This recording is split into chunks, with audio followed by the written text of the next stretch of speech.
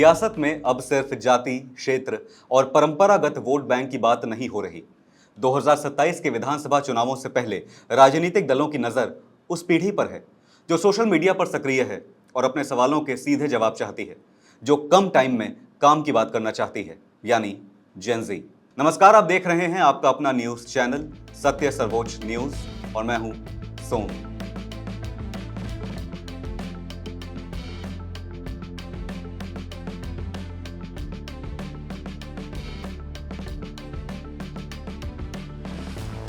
खबर यह है कि अगले साल 7 राज्यों में होने वाले विधानसभा चुनावों में करीब 22% मतदाता 18 से 29 साल की उम्र के होंगे। और अगर इस वोट बैंक का सिर्फ 5% हिस्सा भी एकजुट होकर किसी एक दल की तरफ गया तो कई सीटों पर चुनावी तस्वीर बदल सकती है। 2027 में उत्तर प्रदेश, गुजरात, पंजाब, उत्तराखंड, हिमाचल प्रदेश, मणिपुर और गोवा में विधानसभा चुनाव होने वाले हैं। इन 7 राज्यों में कुल 940 विधानसभा सीटें हैं।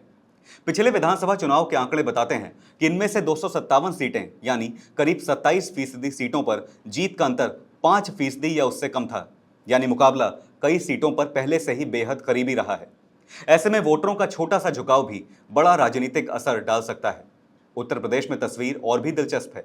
403 विधानसभा सीटों में 131 सीटों पर जीत का अंतर 5% से कम रहा था।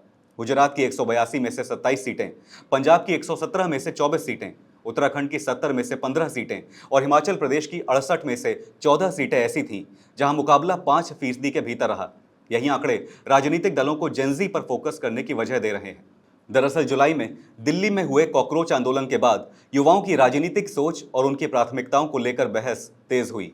इसके बाद बिहार के बांकीपुर और मध्य प्रदेश के दतिया उपचुनाव के नतीजों ने भी युवा वोट की भूमिका पर चर्चा बढ़ा दी। अब राजनीतिक दलों को लग रहा है कि युवा वोटर को सिर्फ बड़ी रैलियों और लंबे भाषणों से प्रभावित करना आसान नहीं होगा। इसलिए राजनीति का तरीका भी बदलता दिखाई दे रहा है। बड़े मंचों की जगह अब लाइब्रेरी, कोचिंग सेंटर, जिम, खेल मैदान, स्टार्टअप हब और कॉफी कैफे तक राजनीतिक संवाद पहुंच रहा है। गली क्रिकेट से लेकर मॉर्निंग वॉक ग्रुप तक, कॉलेज कैंपस से लेकर छोटे स्थानीय संवाद कार्यक्रमों तक राजनीतिक पार्टियां युवाओं के बीच सीधे पहुंच बनाने की कोशिश कर रही हैं, क्योंकि जेन ज़ी के सामने सवालों की सूची भी अलग है। रोजगार, प्रतियोगी परीक्षाएं, भर्ती प्रक्रिया में पारदर्शिता, शिक्षा, स्टार्टअप, पलायन, नशा मुक्ति और डिजिटल अवसर। यानी युवा वोटर से सिर्फ ये कह देना कि कौन सी पार्टी बेहतर है शायद काफी नहीं होगा। उसे ये बताना होगा कि नौकरी कैसे मिलेगी, भर्ती कब होगी, परीक्षा व्यवस्था कितनी पारदर्शी होगी और भविष्य के अवसर कहाँ हैं। कांग्रेस ने जेन ज़ी को लुभाने की दिशा में अपनी रणनीति तेज की है। प्रियंका गांधी वाड्रा की निगरानी में कन्हैया कुमार और जिग्नेश मेवानी को दिल्ली के आंदोलनकारी युवाओं के संपर्क में रखा गया है। इसके अलावा करीब 150 वकीलों का नेटवर्क तैयार किए जाने की बात सामने आई है। छात्रों की गूंज जैसे संवाद कार्यक्रमों के साथ छोटे वीडियो, पॉडकास्ट और दूसरे डिजिटल माध्यमों के जरिए युवाओं तक पहुंच बनाने की तैयारी है। NSUI और यूथ कांग्रेस भी युवा केंद्रित कार्यक्रमों पर काम कर रहे हैं। समाजवादी पार्टी भी उत्तर प्रदेश में इस संभावित युवा वोट बैंक को साधने की तैयारी में है। कैंपस कार्यक्रमों, युवजन सभा और समाजवादी छात्र सभा के जरिए युवाओं से लगातार संवाद की रणनीति बनाई जा रही है। इस अभियान की जिम्मेदारी सांसद डिंपल यादव को दिए जाने की बात कही गई है। दूसरी तरफ भाजपा भी इस बदलते राजनीतिक समीकरण पर नजर बनाए हुए है। पार्टी के एक वरिष्ठ नेता के मुताबिक खासतौर पर 18 से 19 साल के पहली बार वोट डालने वाले मतदाताओं के बीच संवाद की जरूरत है। बीजेपी इन युवाओं को ये बताने की रणनीति पर काम कर रही है कि पहले कांग्रेस और बाकी सरकारों के दौर में परीक्षा, नौकरी और स्वरोजगार की स्थिति क्या थी और अब भाजपा सरकार के समय में इसमें क्या बदलाव आया है। यानी आने वाले चुनावों में राजनीतिक दल सिर्फ अपना एजेंडा नहीं बताएंगे, बल्कि युवाओं के बीच जाकर अपने काम और नीतियों का तुलनात्मक हिसाब भी रखने की कोशिश करेंगे। और इसकी वजह सिर्फ 2027 के 7 विधानसभा चुनाव नहीं है। देश में कुल मतदाताओं की संख्या 96.88 करोड़ है। इनमें 20 से 29 वर्ष की उम्र के करीब 19.74 करोड़ युवा हैं। वहीं 18 से 19 साल के लगभग 1.85 करोड़ मतदाता पहली बार वोट डालने जा रहे हैं।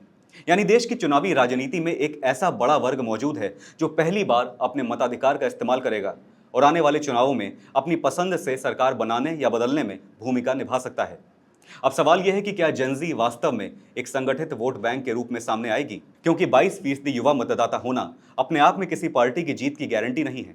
लेकिन जब करीब एक चौथाई वोटर युवा हों और कई सीटों पर जीत का अंतर सिर्फ कुछ फीसदी हो, तो इस वर्ग की पसंद को नजरअंदाज करना भी राजनीतिक दलों के लिए आसान नहीं होगा। यही वजह है कि 2027 के चुनावों से पहले सियासत का फोकस अब सिर्फ किसका वोट बैंक कितना मजबूत है पर नहीं, बल्कि इस सवाल पर भी है, युवा किसके साथ है। और शायद इसी सवाल का जवाब आने वाले चुनावों में कई सीटों की तस्वीर तय कर सकता है। आपकी इस मामले पर क्या राय है, हमसे ज़रूर साझा कीजिएगा। फिलहाल इस खबर पर इतना ही। देश और दुनिया की बड़ी और अहम खबरों के लिए बने रहिए सत्य सर्वोच्च के साथ। लाइक, कमेंट और शेयर करना ना भूलें। अपना ख्याल रखें। धन्यवाद। जय हिंद।